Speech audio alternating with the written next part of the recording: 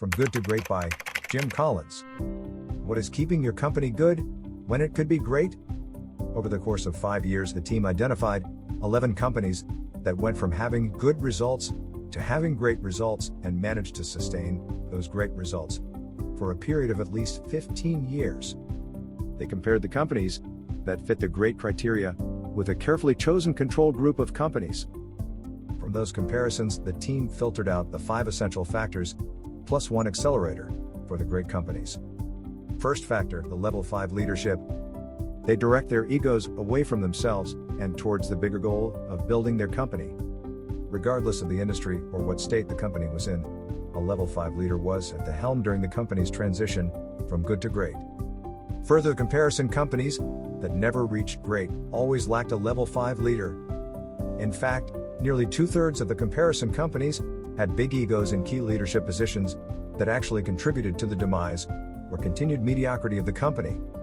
What sets level 5 leaders apart from others? They are both modest and willful, humble and fearless.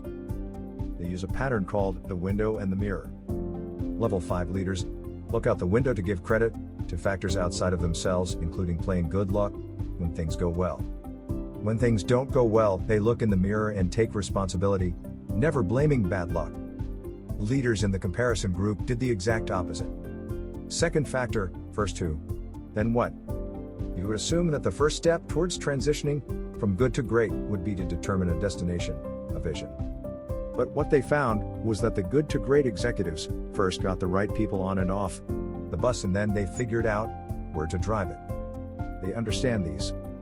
1. You can better adapt to a changing world if you begin with who, rather than what. 2. If people get on the bus, primarily because of where it is going, they will jump off if the bus changes direction.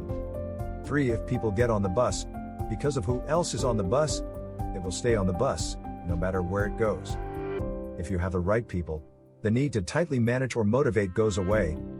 The right people are self-motivated, with the drive to get results, and be part of something great.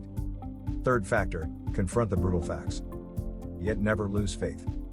You absolutely cannot make a series of good decisions without first confronting the brutal facts. These companies continually refine the path to greatness based on the brutal facts. This creates a culture in the companies that is very hostile to complacency. How to create this culture? 1. Lead with questions, not answers. 2. Engage in dialogue and debate, not coercion. 3. Conduct autopsies without blame. 4. Build red flag mechanisms. One of the single most demotivating actions you can take is to hold out false hopes soon to be swept away by events. Fourth factor, the hedgehog concept. The Hedgehog and the Fox by Isaiah Berlin divided people into 2 groups, foxes or hedgehogs. Foxes look at the world and see complexity. They are scattered and pursue many objectives at the same time. Hedgehogs have a basic guiding principle that always beats the fox. They roll up and become a spike-covered ball, thwarting the fox's attack every time. People who are foxes don't integrate their thoughts into a unifying vision. People who are hedgehogs organize the complex into a single idea that guides everything. No matter how complex the world, a hedgehog reduces all challenges and dilemmas to simple ideas.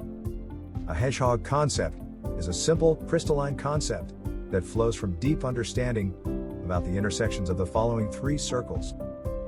What can you be best at in the world? This is key to define with your team and be brutally factual about it. What drives your economic engine? This is attained based on profound insights into their economics. The economic denominator is, you could pick one and only one ratio of profit per X to systematically increase over time. What X would have the greatest and most sustainable impact on your economic engine? What are you deeply passionate about? You cannot manufacture passion or motivate people to feel passionate. You can only discover what ignites your passion and the passions of those around you. It took about 4 years on average for the good to great companies to clarify their hedgehog concept, since it is an inherently iterative process, not an event. Fifth factor, a culture of discipline. When companies grow and become increasingly complex, they begin to trip over their own success. Suddenly there are too many new people, too many new customers, too many new orders, too many new products. To make sense of this chaos, the board brings in new management. processes, procedures, checklists, and all the rest begin to sprout up like weeds. Bureaucratic rules are established to manage the wrong people on the bus. This in turn drives some of the right people off the bus. Bureaucracy and hierarchy can be avoided when a company has a culture of discipline. Companies must hire self-disciplined people and create a culture around freedom and responsibility.